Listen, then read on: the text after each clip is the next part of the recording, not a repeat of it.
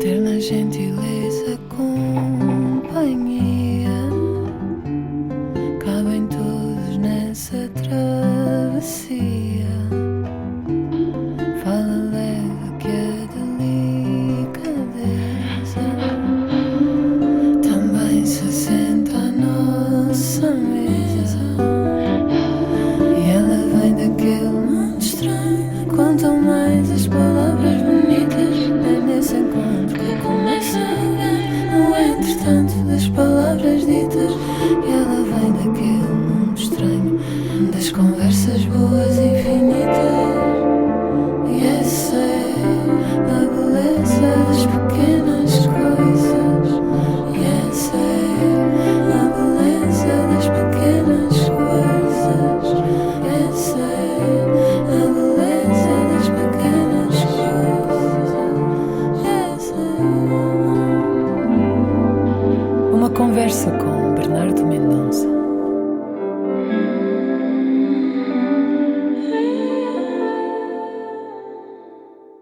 Olá, bem-vindas e bem-vindos à segunda parte da conversa com o advogado António Garcia Pereira, depois de no final da primeira parte termos ouvido um áudio surpresa da sua filha, também advogada, Rita Garcia Pereira. Bom, antes de mais, um comentário ao que ouviu antes da resposta à pergunta. Comove muito porque as pessoas mais críticas, mas no bom sentido do termo, daquilo que faço ou digo, são as pessoas que estão mais próximas de mim e designadamente da minha filha, e portanto que ela tenha essa opinião deixa-me bastante comovido. E obviamente que a resposta é sim, valeu a pena. Valeu a pena? Vale sempre a pena defender aquilo que é justo, porque eu recordo sempre aquela célebre frase que se atribui a Miguel Unamuno, poeta e então reitor da Universidade de Salamanca, na sessão de abertura do ano letivo, a último em que ele foi reitor. Os fascistas que estavam presentes, e designadamente o general fascista Milan Astrey, soltou o grito de guerra dos falangistas e dos fascistas: Viva la muerte! E Miguel Unamuno gritou: Viva la vida! E na sequência, quando eles vêm a sair e há outra vez uma tentativa de insultar, insultos e ameaças relativamente a ele voltou-se para os fascistas e disse: vocês podem ter a razão da força, mas nunca terão a força da razão. E eu acho que a possibilidade de nós podermos pensar vale ou não vale a pena lutar por aquilo que é justo. Manuel Alegre, no célebre poema, diz que mesmo na noite mais triste, em tempo de servidão, há sempre alguém que resiste, há sempre alguém que diz não. Boa recordação. Olhando para todo este seu percurso de luta enquanto advogado, que casos se orgulha de ter ganho? Que outros casos valeu a pena, valeu especialmente a pena e recorda com orgulho ter ganho em tribunal? Alguns pelo seu simbolismo. Não há nenhum advogado que tenha ganho todos os casos. Perde-se e ganha-se, claro, e há grandes perdas, não é? E há perdas, e umas decorrentes da própria prova, da final não ser tão boa quanto julgávamos, outro porque o tribunal errou, porque os juízes também, alguns deles às vezes pensam que são infalíveis, mas não são e também erram.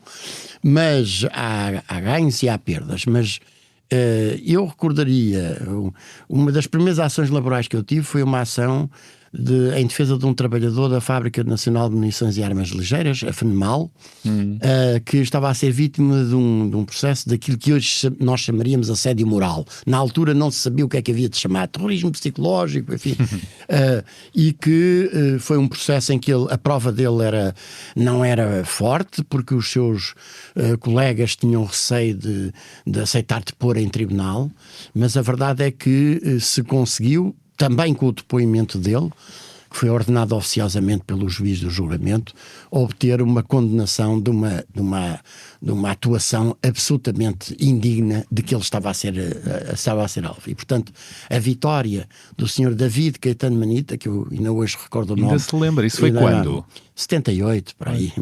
Ele faleceu, entretanto, num acidente de viação, mas eu nunca esqueci, porque fui testemunha do profundo sofrimento que aquele homem teve, porque ele tinha a consciência de que era um bom trabalhador, que fazia as coisas como devia fazer e, no entanto, estava a ser perseguido miseravelmente. Pois não se tem falado nisso, mas claro que as pessoas, os trabalhadores, as trabalhadoras que sofrem isto, há um desgaste psicológico. As consequências são...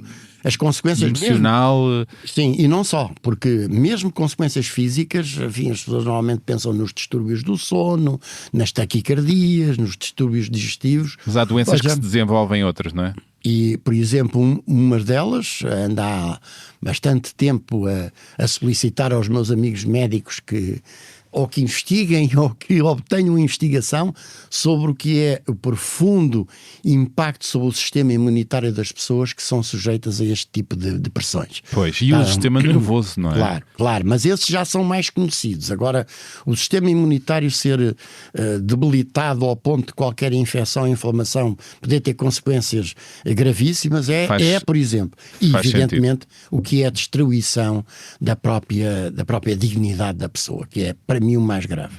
Pois outro foi um dos primeiros processos de recibos verdes fraudulentos em Portugal. Ah, sim. Uma constituinte minha que tratou da constituição, da aquisição e da instalação de todo o parque imobiliário numa determinada instituição bancária, e quando terminou esse trabalho, porque ela estava a recibos verdes. Adeus e bom dia. Adeus e bom dia. E ela decidiu contestar e fez-se prova da existência da subordinação jurídica e houve reconhecimento do contrato de trabalho, e depois houve uma daquelas situações em que ela já não, entretanto, tinha encaminhado a sua vida noutra direção, mas fez questão de que o acordo passasse por ela entrar uma última vez na instituição. E entrou. Isso é digno de filme. Entrou. Eu dizia por brincadeira que ia pôr a passadeira vermelha e a banda. Mas entrou. E então, como foi? Foi muito emocionante, porque se viu, como aliás noutra situação que eu também tive, um médico da equipe principal do Sporting, que foi mal, eu sou sportinguista, né? Mas defendi o contrário, e ele era de alma e coração, e foi despedido de uma forma miserável, e impugnou-se o despedimento, e a ação foi ganha, e quando estava em prazo para recurso, tinha mudado a direção da Sporting SAP, e vieram propor um acordo que foi aceito, e esse acordo passou por ele ir uma última vez à Academia de Alcochete.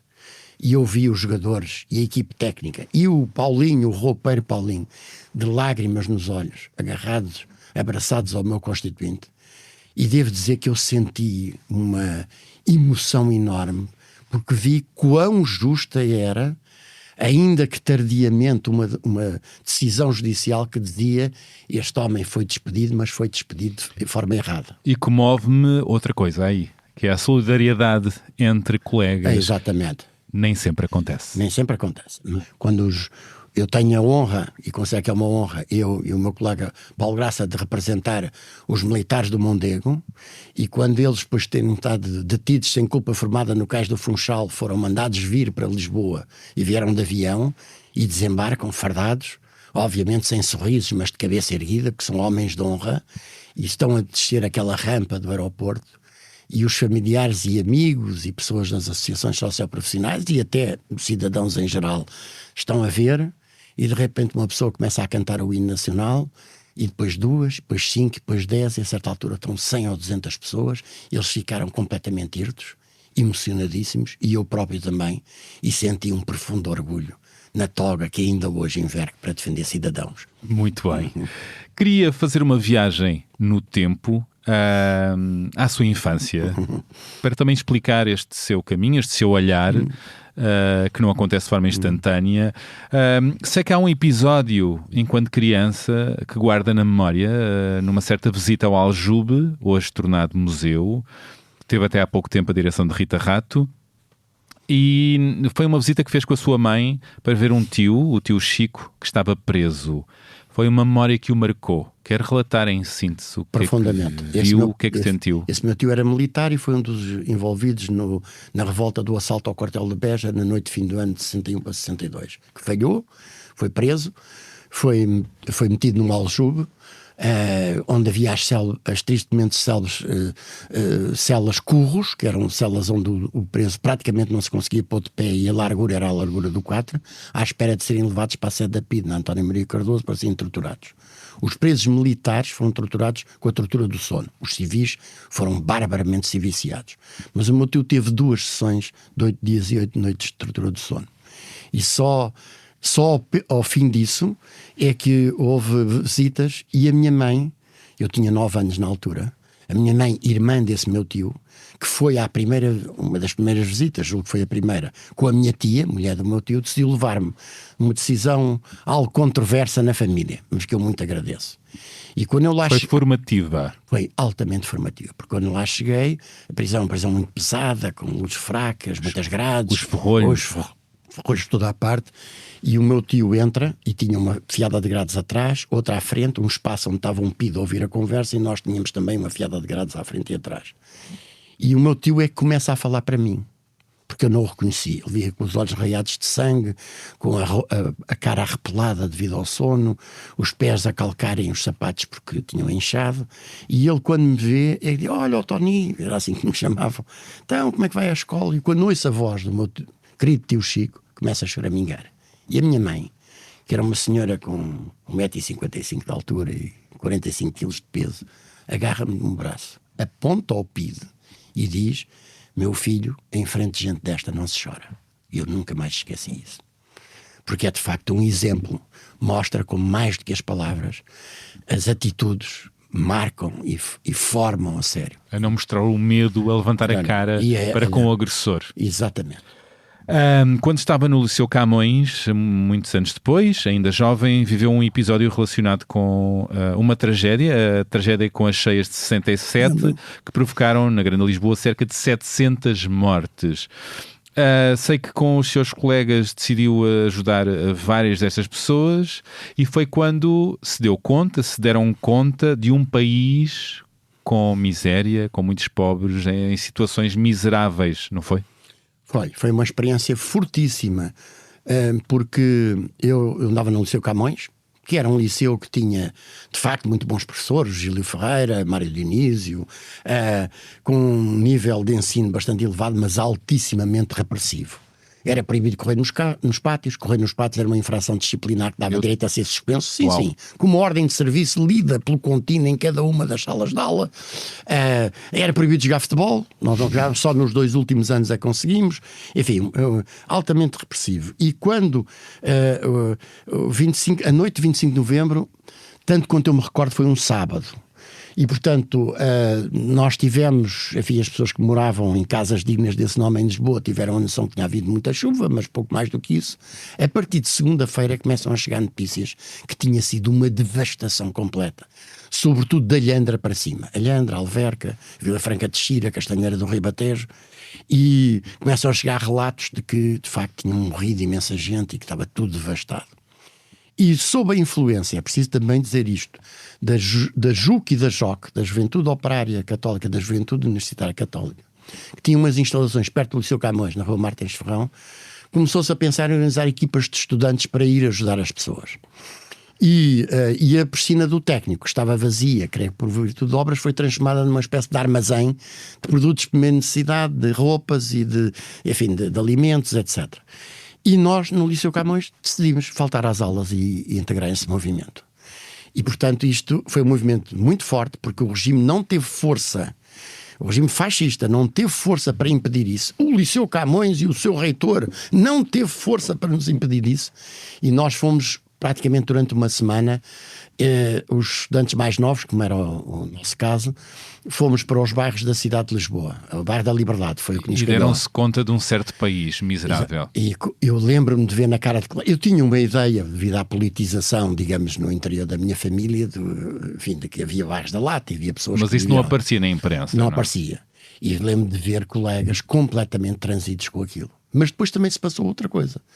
que foi, enquanto essas pessoas, muitas delas tinham aquele ponto de vista veiculado pela ideologia do fascismo, de que aconteceu isto porque foi a vontade de Deus, tinha chegado a hora dele, nós começámos a dizer, não é verdade, isto aconteceu porque vocês não têm uma casa condigna como deviam ter, e aquele movimento transformou-se a certa altura num movimento de agitação e propaganda. Cita-se, pois. E portanto, ao fim de uma semana, antes disso o governo tinha proibido que saíssem notícias com o número de mortos.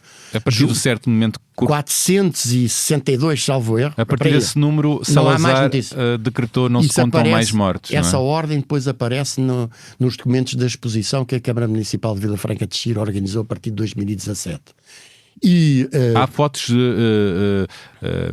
impressionantes, belíssimas no horror, não é? As fotografias do Gageiro e de um fotógrafo internacional sobre estas cheias de americana, 77. exatamente. Há uma povoação chamada Quintas, salvo erro, que tinha 100 e poucas pessoas e morreram perto de 100.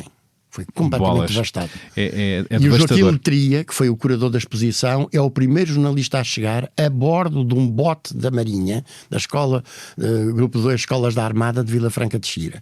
E de facto, depois, ao fim de uma semana, o governo proibiu e meteu a polícia e a Guarda Republicana à entrada dos bairros para proibir a nossa entrada. Mas foi, de facto, uma manifestação de solidariedade por um lado e de força do movimento associativo por outro. E mostrou que mesmo os regimes mais ditatoriais podem ser vencidos.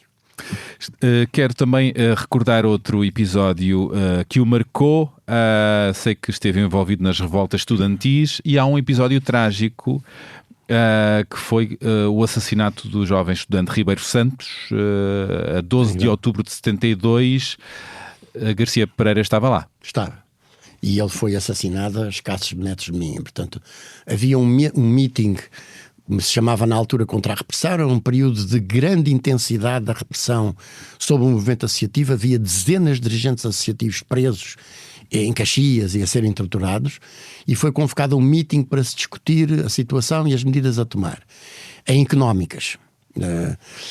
Que foi a minha escola depois a partir de 86 e nós verificámos que andava um indivíduo mais velho do que nós a tirar notas dos cartazes que tinham o nome dos colegas presos, etc. E percebemos logo que aquilo era um bufo. Portanto, foi agarrado, ele disse que era de agronomia, vieram os colegas de agronomia, fizeram-lhe 2 ou 3 perguntas sobre cadeiras de agronomia, professores de agronomia, percebeu-se logo que não era, e então ele foi metido num anfiteatro com as mãos atadas atrás das costas e um saco de papel na cabeça para não poder identificar as pessoas, e nós começamos a discutir o que é que se devia fazer àquele indivíduo. E passado algum tempo, entram pelo anfiteatro dentro o secretário do Instituto, uns indivíduos da Associação de Estudantes, pasme-se, que depois viemos a saber que era quem tinha tido essa ideia, e 2 indivíduos com ar patibular, depois soubemos da pior forma possível que eram agentes da PIDE, armados e com as armas engatilhadas para disparar. E para virem dizer se o PIDE era PIDE ou não. E claro que a entrada para dentro de uma reunião de estudantes, de 2 esbirros da PIDE, suscitou uma enorme manifestação de indignação, e nós atirámos aos PIDEs. O primeiro foi maniatado logo, o outro estava quase a ser maniatado. Quando se ouviram as vozes, calma, calma, houve um momento de hesitação, foi o que deu tempo a esse PIDE, nome António Joaquim Gomes da Rocha, que escapou impune e nunca respondeu por esse crime, meteu a mão por dentro do casaco, tirou uma arma, visa o peito do Ribeiro Santos a cerca de 2 metros, dispara 2 tiros e o Ribeiro Santos cai no estrado. E mal deu o segundo tiro, um outro estudante, José Lamego, atira-se a ele, agarra-lhe o braço e o PIDE vai disparando. E houve disparos que acertaram nas escadas do auditório, outros no teto, até que a certa altura ele conseguiu virar a arma e disparar um tiro que acertou na coxa do José Lamego. E o José Lamego fraquejou e digamos que caiu para o chão, e o tipo aponta-lhe a arma à cabeça, o esbirro da PIDE, e puxa o gatilho e juntou trac, o barulho do cão em seco, ou seja, já não tinha balas, se não tinha morto também. E depois o indivíduo tentou, depois contaram mais tarde, porque eu não percebia isso, mas tentou meter um novo carregador, mas acabou por fugir com o outro, e depois soubemos que tinham ido os 2, o Ribeiro Santos e o José Lamego, para o Hospital de São José. O José Lamego ficou sob prisão, internado, e o Ribeiro Santos, ao final da tarde, faleceu. E essa notícia trazendo-nos a todos, desde logo a mim e a outros como eu, porque o Ribeiro Santos era um estudante fisicamente franzino, de uma enorme simpatia, de uma enorme firmeza de princípios, com uma grande capacidade de argumentação. Eu conheci-o das Assembleias Gerais de Sócios da Associação de Estudantes e da capacidade de argumentar e pelo significado de um crime daqueles. E a verdade é que eu costumo dizer, e reafirmo, que contribuiu decisivamente para a queda do regime fascista, porque aquilo foi uma quinta-feira. Na sexta-feira, em Lisboa, mas um pouco por todo o país, mas em Lisboa, nós virámos a cidade do avesso com uma gigantesca campanha de agitação e propaganda, com um folheto Fococel com a fotografia do Ribeiro Santos e apelando à ida ao funeral no dia seguinte, que era sábado. E tivemos dos estudantes e da população. Da população em geral. À população, era assim, aliás. E tivemos um apoio, por exemplo, dos homens da Carris. Nós tirávamos o trolley para os eleitos não poderem andar e, portanto, a polícia não poder chegar perto de nós. E no dia seguinte estavam cerca de 20 mil pessoas no então Largo de Santos, hoje Largo Ribeiro Santos, não obstante todas as ameaças do regime, que fez comunicados a dizer que a ordem pública iria ser inquebrantavelmente mantida. Tinha a polícia, tinham os polícias cães e os cães polícias, tinham as carrinhas da polícia e tinham ambulâncias, que era uma forma do regime dizer isto vai dar sangue, e mesmo assim, cerca de 20 mil pessoas ali lutaram. Houve um grupo de estudantes de que eu realço, o João Soares, o Galamba de Oliveira e outros que agarraram na urna para tentarmos levá-la a pé. A polícia de choque bateu desalmadamente para arrancar a urna e a PIDE meteu-a num carro e levou para o cemitério, onde também houve uma batalha durante horas com as forças da repressão, e a gente percebeu perfeitamente. Eu apanhei o autocarro 27 ao pé de casa dos meus pais, na ponte do comboio da Avenida de Roma, e fui pela viagem toda do 27, que a gente chamava o City Tours, porque estava à volta pela cidade toda, e foram entrando pessoas, e foram entrando pessoas, e foram entrando pessoas, e nós olhávamos uns para os outros.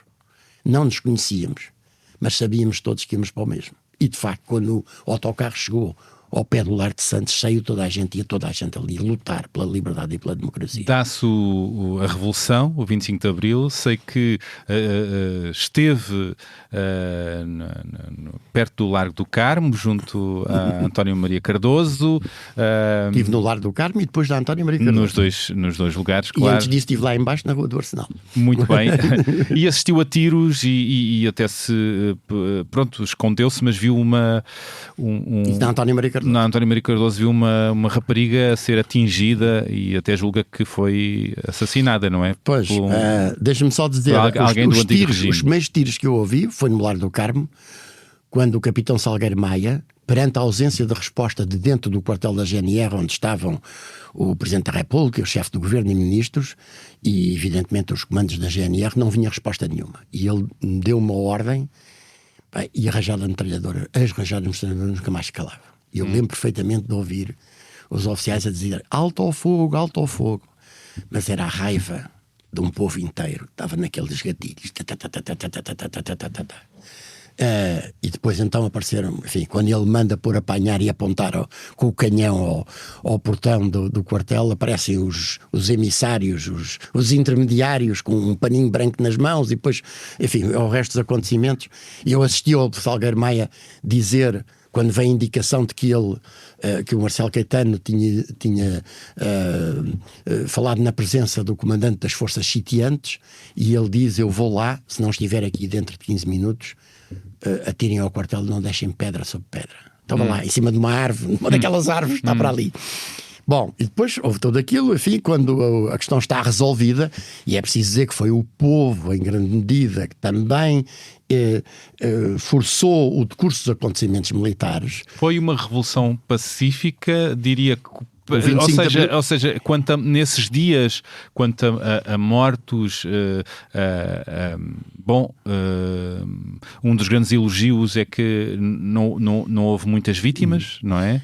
O 25 de Abril é inicialmente um golpe militar. E o primeiro comunicado do MFA... Isso é que é excepcional, não é? Serem os militares... Os militares desencadeiam o golpe e fazem um comunicado às tantas da manhã a apelar às pessoas que ficassem em casa. E as pessoas não obedeceram. E ainda bem que não obedeceram. Porque é a presença massiva das pessoas lá embaixo, junto do Torreio do Paço, primeiro, que leva à hesitação, designadamente, chega a pensar-se que a Marinha, que é uma fragata que lá andava em frente, que aliás não sabia que no Cristo Rei estava uma bateria de artilharia, se ela dava 1 ou 2 tiros e ao fundo depois, mas a verdade é que andou ali. E uma das coisas que fez hesitar na tomada de uma decisão de bombardear foi o número de pessoas que lá estava. Que fez com que se tornasse mais pacífica a situação. E no Lar do Carmo, as forças fiéis ao governo chegaram a pensar num ataque por hélio e canhão. E é alguém da Força Aérea que diz, nem pensar, estão milhares e milhares de pessoas no Lar do Carmo vitoriando as forças revoltosas. Portanto, e depois, já do Marcelo Caetano e dos outros terem sido metidos na Chaimite, vem a informação que nos surpreendeu e indignou a todos, de que a PIDE, o coração do regime, a polícia política do regime, estava sem ocupação militar. O resto estava tudo. Rádios, televisão, aeroporto, etc. Aquilo não estava. E há uma manifestação espontânea que arrancou dali na direção da António Maria Barbosa. E aí Barbosa. que acontece E eu vou nessa manifestação e quero dizer que é completamente falso. Aquilo que os esbirros da PIDE, e designadamente o responsável que deu a ordem para metralhar, o inspetor Cardoso, diz que houve tiros disparados contra a sede da PIDE. É mentira. Houve gritos, houve uma ou outra pedra, houve gritos de morte à PIDE, mas não passou daí. E de repente vem à janela um indivíduo que espreita primeiro, depois vêm 2, cruzam o braço esquerdo, assentam metralhadoras e varreram a manifestação a tiros de metralhadora. Uma rajada interminável, não sou capaz de dizer, porque para mim aquilo durou horas, não é? O metralhar contínuo. É quando se esconde debaixo de uma viatura. Com balas tracejantes, o que mostra que já estando no lusco-fusco, eles queriam saber onde é que estavam a metralhar a meia altura. E eu tirei-me para baixo de uma carrinha ponto de forma, daquelas Volkswagen ponto de forma. Estava em frente ao Teatro São Luís. E há uma moça que está no meio da rua e que corre também nessa direção e que cai, tomba, é atingida. Eu puxo-a, meti-lhe as mãos por baixo para a puxar e fico com as mãos tintas de sangue. E nele vi a pulsação e, enfim, o que senti foi a pulsação a ficar cada vez mais fraca. E eu fiquei na absoluta convicção de que aquela jovem morreu, embora depois não apareça nos números oficiais, que são apenas 4 homens. 4 homens, digo bem. Mas é preciso dizer também que, por exemplo, a ocupação depois pela Marinha é imposta pelas pessoas ali que, depois deste crime da PIDE, então é que dizem isto não pode ser. Bem como a libertação dos presos políticos, quer em Caxias, no dia seguinte, quer em Peniche, 2 dias depois, porque o general Spínola queria que apenas alguns dos presos políticos fossem libertados. E do lado de fora, o povo em multidão, e do lado de dentro, os presos políticos, adotaram a posição de ou saem todos ou não sai nenhum. E acabou por se impor a libertação de todos os presos políticos. Seguiu-se uma longa vida política, foi rosto do MRPP e também foi candidato às eleições presidenciais. Pergunto-lhe, olhando pelo retrovisor e em síntese, há alguma coisa de que se arrependa neste seu percurso político? Não, e eu não renego o meu passado. Acho. Eu vi-me forçar. Mas poderia ter feito algo diferente que se arrependa? Não, eu acho que a capacidade de discussão e de debate de ideias podia ter sido, eventualmente, em certas circunstâncias, melhor. Mas é preciso dizer... Da sua parte. E das pessoas do MRPP em geral. Mas é preciso dizer, quando as pessoas eram perseguidas e caçadas, e a partir de 1975, sobretudo fevereiro, março, as pessoas são caçadas simplesmente porque são do MRPP, simplesmente porque estão a vender o jornal do MRPP, o Luta Polar. Já antes disso, o diretor do Luta Polar, em agosto de 74, tinha sido preso e metido no Forte de Elvas porque tinha dito aquilo que depois se tornou uma verdade indiscutível, que é que o Spínola era um fascista e um colonialista, e as pessoas sendo caçadas dessa forma, impedidas de falar, evidentemente que têm a tendência, obviamente, para ter mais força nas posições e terem que falar mais alto para se fazerem ouvir. Mas, de uma forma geral, não me arrependo, e acho que mais que, nessa altura, a força política em que eu militava, o MRPP, desempenhou um papel muito importante na defesa da liberdade e da democracia para o povo. nesse período complicado. Não foi, mas continua associado a esse partido nas décadas... Sim, seguintes. Continuei até nas décadas seguintes. É isso. Até novembro de 2015. É isso. Em novembro de 2015 bate com a porta. É com alguma mágoa que olha para esse capítulo? Sim, é um tema de que eu não gosto de falar, mas que devo dizer que eu apresentei a minha demissão quando cheguei à conclusão de que o órgão político, o jornal, que deveria ser um órgão político de discussão de ideias, fora transformado num instrumento de puros ataques e de insultos pessoais, e me vi confrontado com a produção ostensiva e propositada de mentiras absolutas. E, aliás, perante isso, tornou-se-me evidente que era impossível continuar.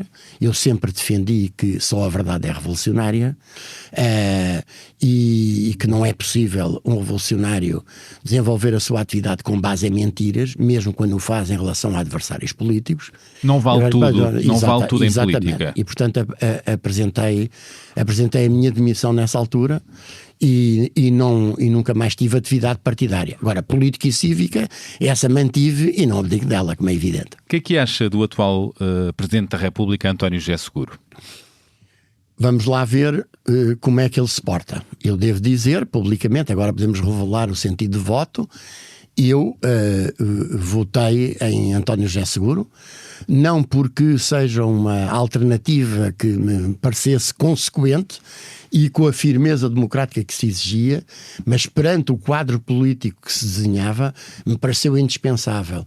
Não só que vencesse um democrata, como eu acho que António José Seguro é, como se infligisse uma derrota ao André Ventura e à extrema-direita e aos fascistas que ele representava.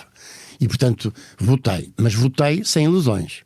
E, portanto, e sem que isso signifique qualquer espécie de cheque em branco ou sem ser em branco.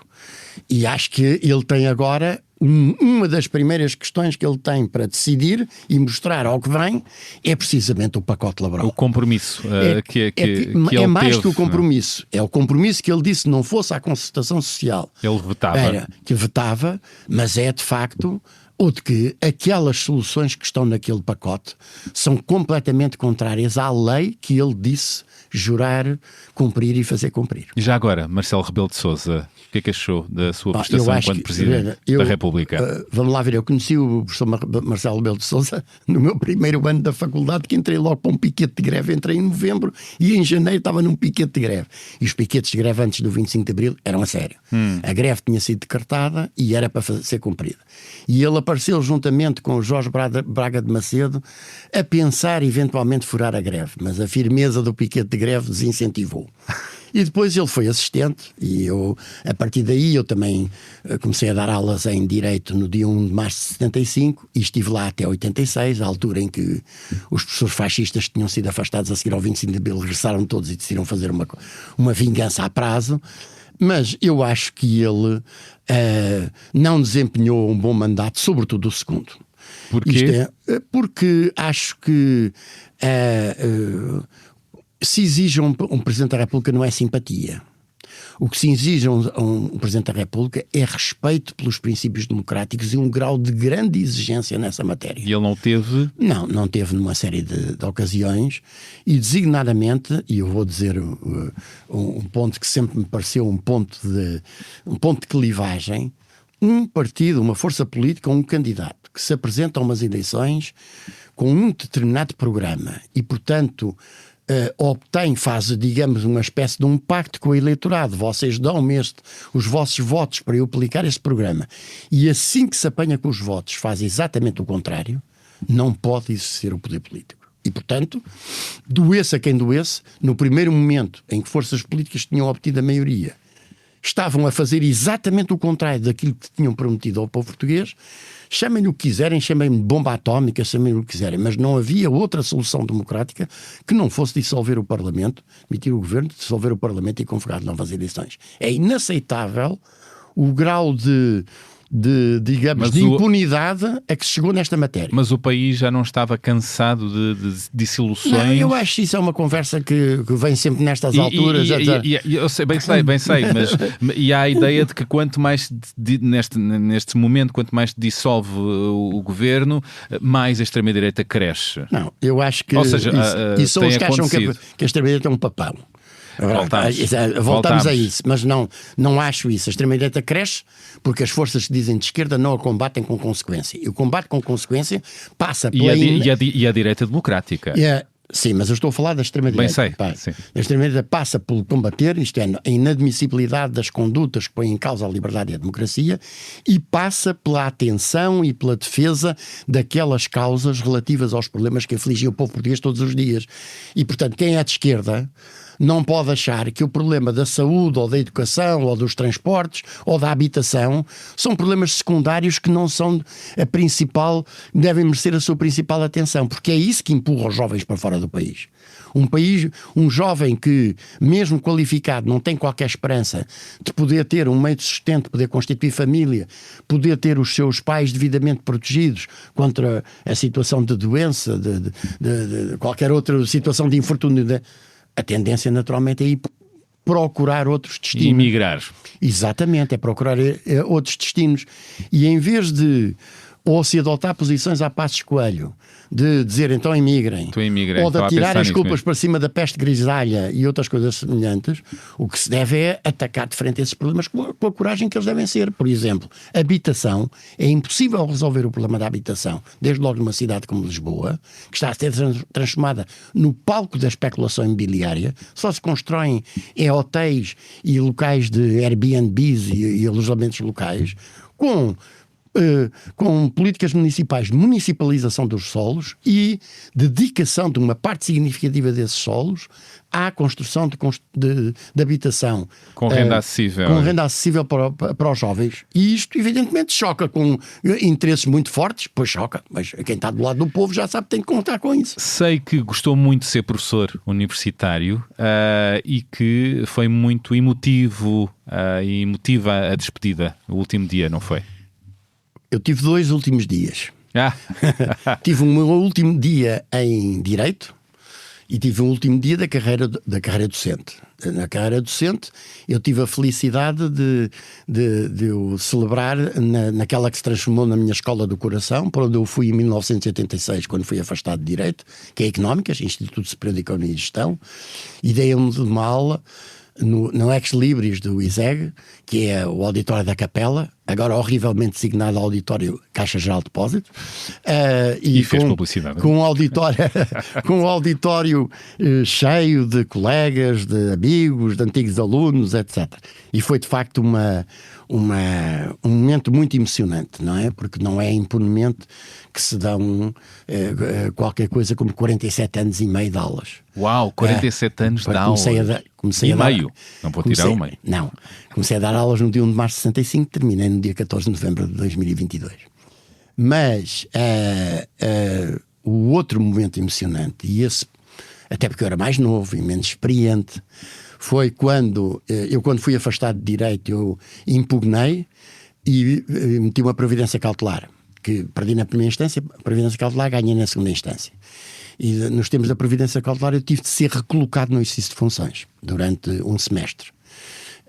E é nesse semestre em que o Conselho Científico da tal rapaziada do antigamente decidiu atribuir-me a cadeira mais diferente do direito do trabalho, que era a minha, que foi Direito Processual Civil 2, salvo erro, que eu dei convictamente. E quando cheguei à última aula de um semestre, portanto provavelmente janeiro, fevereiro, não me recordo disso já bem, eu entendi fazer uma despedida dos meus alunos, porque sempre tive e tenho uma grande estima pelos meus alunos. E fiz uma despedida e disse-lhes que eles lutassem sempre por aquilo que achavam que era justo, que era isso que nós devíamos fazer na vida e até sempre. E quando acabo e preparo para agarrar nos livros, há depois há 5, depois há 10 que começam a aplaudir. E de repente está o anfiteatro 3 inteiro a aplaudir. E eu não sabia onde é que me havia de meter, devo dizer.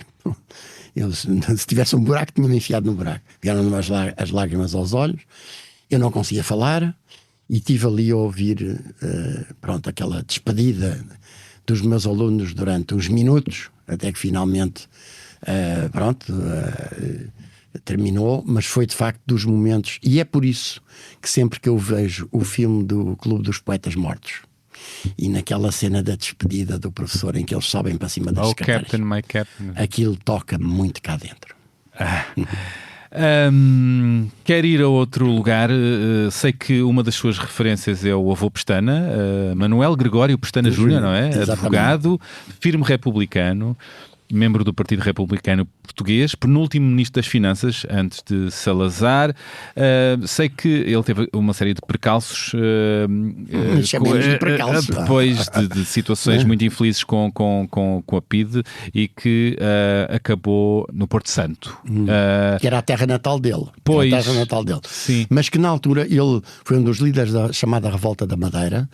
E ele foi primeiro deportado para os Açores, depois para a Ilha do Sol, em Cabo Verde. E finalmente foi colocado no Porto Santo com residência fixa, chamemos-lhe assim. E o Porto Santo, na altura, era um deserto completo. Ele era advogado, evidentemente, que a família, e em particular a minha avó, teve que fazer muito por garantir o sustento da família nessa altura. O que é que mais aprendeu com ele? Uma cultura universalista. O meu avô era formado em Direito, foi Ministro das Finanças. Foi com ele que eu aprendi coisas de matemática, como os senos e os cossenos. Dava explicações de agricultura. Ele tinha lá um dia na casa do Porto Santo, salvo erro às quintas-feiras, em que explicava como é que se fazia os enxertos da vinha califórniana, como é que se fazia a calda do boa uva. o sulfato de cobre azul para sulfatar a vinha. E era um homem com uma profunda ligação ao mar, profundo conhecimento do mar, e que pegava nos netos com 4, 5 anos e que a partir de... Enfim, e para o mar em passeios íamos bem mais cedo do que isso. Mas pegar no leme de uma lancha que ele tinha daquelas tradicionais de madeira, pesadíssima, a pirata, a céu pirata, ele punha-nos com 5 anos e ensinava-nos a guiar. E era ao mesmo tempo um espaço de liberdade. Espaço de liberdade, não é? Porque a educação em casa era bastante rígida quanto aos horários, quanto àquilo que nós tínhamos que comer. Eu habituei-me a comer tudo, porque se não comia ao almoço, comia ao jantar. Mas quando íamos para bordo, havia um espaço de liberdade onde os mais velhos que já fumavam podiam fumar, os outros podiam de vez em quando dizer o seu palavrão. Mal o barco regressava à terra, aquilo entrava outra vez tudo nas regras da ordem. Ganhou também o gosto pelo mar. Foi com ele. Ele, aliás, tem uma fotografia notável dele. Havia uns barcos que faziam a ligação entre o Porto Santo e a Madeira, onde eu também andei, os barcos de carreira ou carreireiros, barcos de madeira, que enfrentavam aquelas ondas enfim, cada viagem era um ato de coragem daqueles homens, dos barqueiros. E o meu avô, porque tinha tratado de um assunto e tinha merecido a consideração, os arrais, quando ele aparecia a bordo e ele fazia essas viagens de fato completo, colete, relógio com corrente, chapéu, dava-lhe o leme. Eu tenho uma fotografia dele em pleno mar da Travessa, ao leme de um desses barcos de carreira, o Arriaga, guiando o barco na travessia entre o Porto Santo e a Madeira. Wow. E ele tinha pronúncia madeirense? Não muito. Ele não era o avô Pestana. Não, assim, não, isso é as pessoas, os madeirenses e porto-santenses que se chamavam assim. Assim, exatamente. Mas era outra coisa que eu aprendi com ele foi também o respeito pela verdade e pelas ideias dos outros. Há um episódio que eu contei na minha tese de doutoramento que fiz na Faculdade de Direito da Universidade Nova, ao pé do antigo Colégio de Campolide, onde o meu avô fez o liceu, e que era um colégio de jesuítas. E em pleno período de fervor anticlerical, há um membro do partido dele que está no Parlamento a fazer um ataque furibundo aos jesuítas e ao ensino dos jesuítas. E o meu avô, quando ele terminou, levantou-se e, com um grande escândalo, desde logo na própria bancada parlamentar dele, ele defendeu a excelência do ensino que tinha tido naquele colégio. Atravessou-se. E ele teve sempre esta posição de ter convicções muito firmes. Ele, quando estava com residência fixa no Porto Santo, foi a um comício na Madeira. violando as ordens do regime fascista. E um pido ao legionário que estava lá na primeira fila do Cineteatro do Funchal disse: Doutor Pestana Júnior, o senhor está com residência fixa no Porto Santo. Quem é que o autorizou a vir a esta sessão? E o meu avô, com o mesmo ar imperturbável decente, diz: foi Dona Ângela, que era a minha avó. E o cineteatro veio abaixo. E era ao mesmo tempo assim com um humor deste género. Um humor também a salvar. Mordaz. E fica. Talvez E portanto aprendi muito com ele.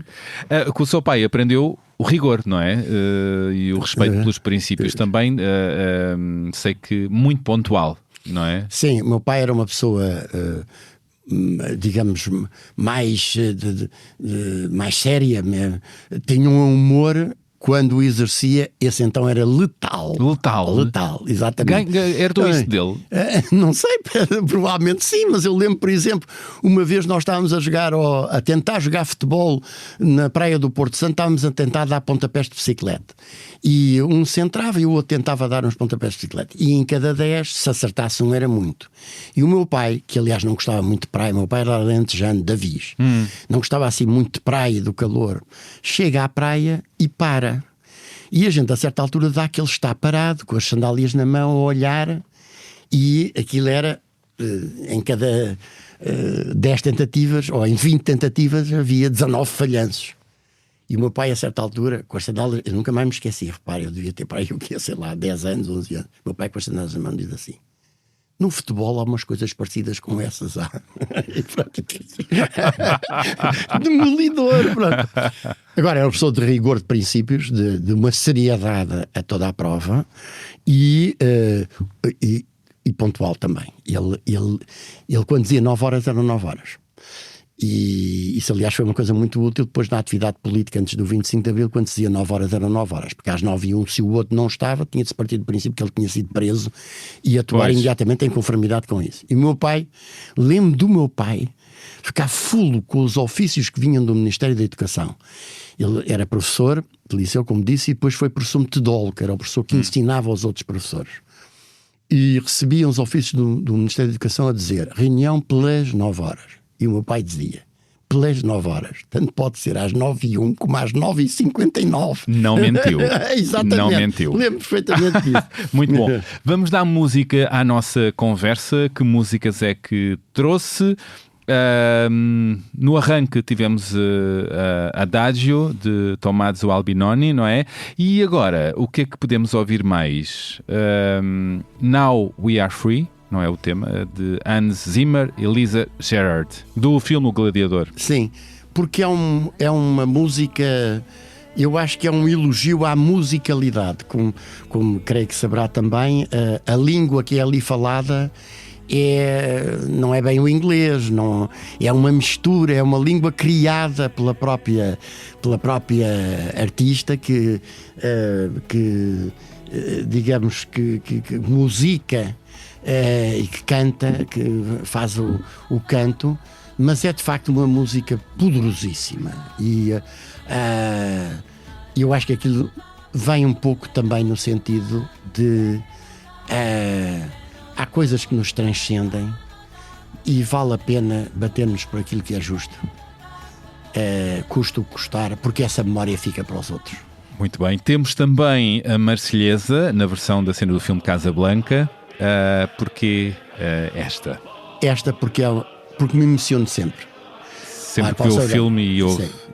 A minha mãe emocionava-se sempre que via esta cena e via e ouvia o Chant des Partisans cantado por Yves Montand, o hino da resistência francesa. Mas este eu acho que é uma música, é uma cena, para ser mais exato, muito forte, porque transmite aquela ideia de que aqueles que num determinado momento parecem ser os donos do mundo, nessa cena são os oficiais nazis, estão com as suas cantorias nazis, podem ser vencidos e são completamente abafados quando o herói do filme dá indicação à orquestra para tocar a Mercedesa e o Humphrey Bogart diz que sim senhor e confirma, todos os cidadãos que ali estão irrompem a cantar a Marselhesa e abafam as vozes dos cânticos dos nazis. É um símbolo de que nazis e fascistas podem ser vencidos. Muito bem. E temos, por último, Andorinhas, por Ana Moura, do disco Casa Guilhermina, não é? É, porque eu gosto muito da Ana Moura, gosto muito dessa música e julgo que ela transporta também uma mensagem que parece-me muito importante numa época em que alguns procuram apresentar os imigrantes como o alvo a bater e a causa de todos os nossos males. E eu Nós acho próprios, portugueses, durante toda a nossa história, fomos exatamente. essas andorinhas, não é? Fomos essas andorinhas, em particular nos Bidonville, em França. E eu acho que esta música é exemplar sob esse ponto de vista. E eu lembro-me sempre que se fala de episódios que envolvem cidadãos imigrantes miseravelmente perseguidos, maltratados pelos fascistas e pelos nazis no nosso país e noutros países, eu recordo esta música. Muito bem, e trouxe um livro para ler, o livro Um Dia Sempre Teremos Sido Todos Contra Isto, de Omar El Akkad, escritor e jornalista, nascido no Egito e residindo atualmente nos Estados Unidos da América. Também tenho esse livro em casa. Então, tem um excerto. Tem um excerto. E o excerto diz o seguinte... E eu acho que é de uma enorme atualidade e importância. Sobre a tragédia, sobre o genocídio em Gaza. Chamemos as coisas pelos seus nomes. Sim, sim. Aquilo a que se assiste é um genocídio. Israel iniciou uma campanha de obliteração em toda a Gaza. Quase todos os 2,3 milhões de residentes da região foram deslocados. Praticamente todas as escolas, hospitais e universidades foram danificados ou destruídos. A retenção deliberada de ajuda e a destruição de infraestruturas resultaram em fome generalizada e em morte por doença. Repetidamente, ordenou-se aos residentes que saíssem dos seus bairros para zonas seguras, onde depois os aniquilaram. Algumas pessoas têm direito à precisão da morte, mas não estas. Não há uma contagem exata dos assassinados, talvez nunca haja. Da próxima vez que isto acontecer, e vai acontecer vezes sem conta, porque todo um povo permanece sob ocupação e porque os poderes de coação relativos, tanto da vingança como da consequência, se deformam a ponto de se tornarem irreconhecíveis a partir do momento em que alguém é forçado a enterrar o seu filho, poder-se usar sempre este mesmo enquadramento. Os bárbaros é que instigam e os civilizados são forçados a responder. É sempre possível alterar-se o ponto de partida da história, de modo que um lado esteja sempre a instigar e o outro tenha sempre a sua resposta justificada. O que aconteceu devido a todo o futuro derramamento de sangue que irá provocar será recordado como um momento em que milhões de pessoas olharam para o Ocidente, para a ordem pública baseada em regras, para a carcaça do liberalismo moderno e a coisa capitalista que ele serve, e afirmaram: não quero ter nada a ver com isto. Um dia, quando for seguro, quando não houver consequências pessoais por chamar as coisas pelos nomes, quando for demasiado tarde para responsabilizar seja quem for, sempre teremos sido todos contra isto. Belíssimo excerto, fortíssimo. Estamos a viver isso, não é? Exatamente. E eu acho que esta última frase é exatamente isto. É. Neste momento, o que mais me repugna, para além dos crimes dos genocidas, são a complacência e cumplicidade daqueles que também têm as mãos tintas de sangue e que provavelmente daqui a uns tempos aparecerão a dizer que também estavam contra o genocídio, mas no momento em que se impunha tomar atitudes e posições relativamente a ele, escolheram aliar-se ao genocídio. Estamos perto do final desta nossa conversa. Quais são os seus maiores fantasmas hoje? Os maiores fantasmas hoje... Eu não tenho propriamente fantasmas. Diria que tenho preocupações. E vou fazer um bocadinho de humor, depois vamos à parte séria. O humor, que é um humor quase negro. Eu sou advogado, e sou advogado de barra. E aquilo que me persegue continuamente é o que persegue todos os meus colegas de profissão, que é a necessidade de cumprir prazos. Os prazos em Portugal são só para os cidadãos e para os advogados que os representam. E a ditadura do prazo, que não atende a que não estejamos bem, que estejamos doentes, que nos tenha aparecido qualquer coisa entretanto, é algo que é preciso ter nervos de aço para conseguir controlar. E devo dizer isto ao fim de mais de 50 anos do exercício da advocacia. Mas agora falando um pouco mais a sério, eu acho que se impõe, e cada vez mais, é que as pessoas não aceitem que outros decidam os destinos por elas. Nós somos donos do nosso próprio destino e devemos ser ciosos disso mesmo. Eu sempre entendi a minha função como professor não a de meter um conjunto de alegados conhecimentos na cabeça dos meus alunos, mas antes ajudá-los a conseguirem pensar pela sua própria cabeça e a transformarem-se em cidadãos dotados de capacidade de razão crítica, cidadãos ativos e conscientes. E eu acho que se fizermos isso, seguramente que é possível derrotar aquilo que num primeiro momento pode parecer quase imbatível. Os ditadores têm sempre pés de barro, mesmo quando parece que não têm. Como é que gostaria de ser recordado daqui a muitos anos, quando for para outro mundo? António Garcia Pereira, advogado, professor e militante cívico, se quiser. Eu acho que aquilo que nos deve caracterizar e que nos distingue é termos espinha vertebral direita e não cedermos à pressão, à força do dinheiro, do poder, do sucesso, mesmo que momentaneamente isso pareça a melhor coisa do mundo. Nunca é. Nunca é. Se vergou, tem esse orgulho? Eu tenho o orgulho de ter sempre atuado de acordo com a minha consciência e de ter algo que eu acho que não tem preço, que é a de, quando estou a fazer a barba e me olho ao espelho, eu não ter vergonha daquilo que vejo e, simultaneamente, poder dizer aos meus filhos e eles poderem pensar que eu lutei sempre por construir um mundo melhor e mais justo. A vida tem sido boa para si?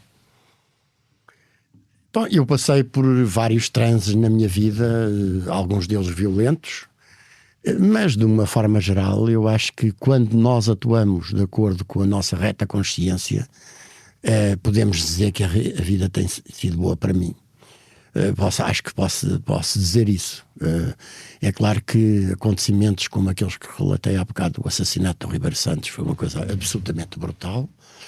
A morte do José Maria Martins Soares, que era um advogado, que tinha prometido ser o meu patrono logo a seguir ao 25 de Abril, na noite de 12 para 13 de junho de 74, foi outro choque violentíssimo.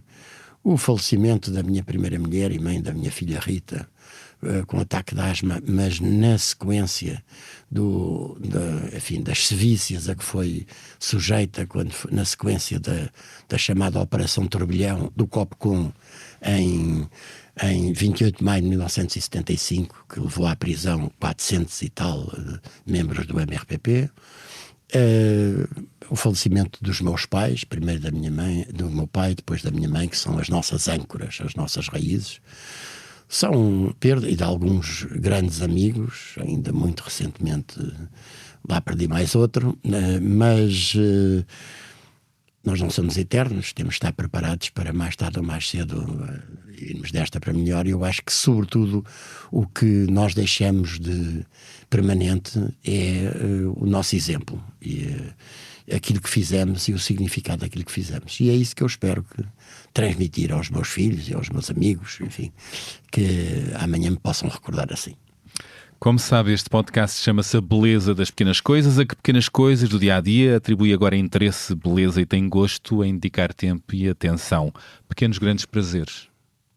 O mergulho já não é, porque... Mas ir para o mar. E para o mar. Deixou de poder fazer mergulho, não é? Deixei de fazer.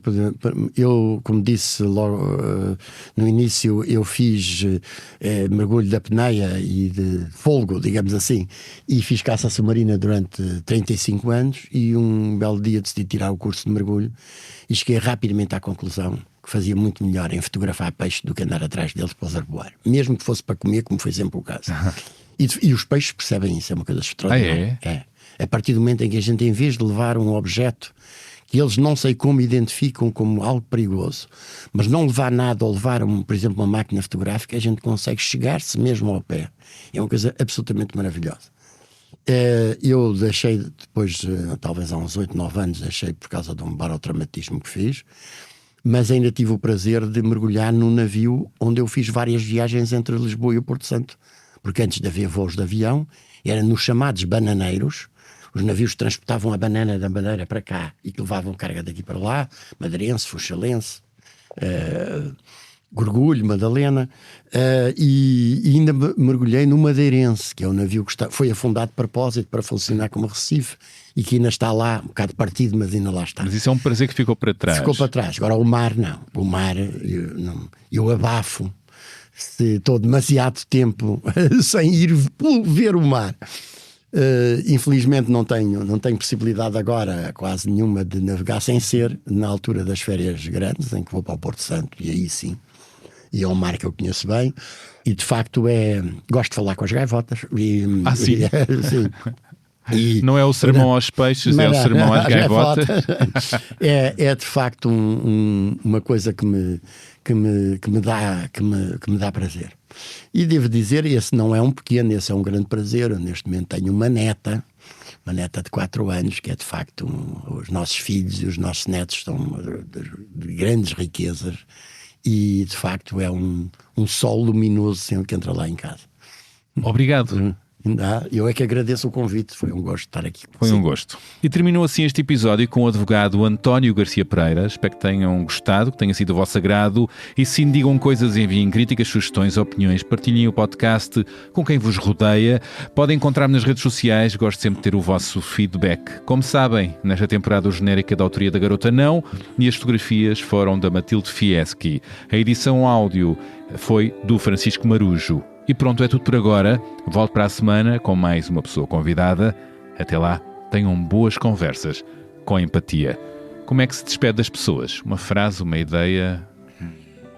Eu diria algo como: vale sempre a pena lutar e nunca nos devemos esquecer disso. Lutar por aquilo que é justo. E o meu avô costumava dizer uma coisa que eu acho que vem muito a propósito, que era, enfim, relativo ao mar, mas que se aplica à vida. Andar em mar estanhado ou mar de almirantes, qualquer onda. É quando o mar está mau que se vê os bons marinheiros. E é isto. Obrigado.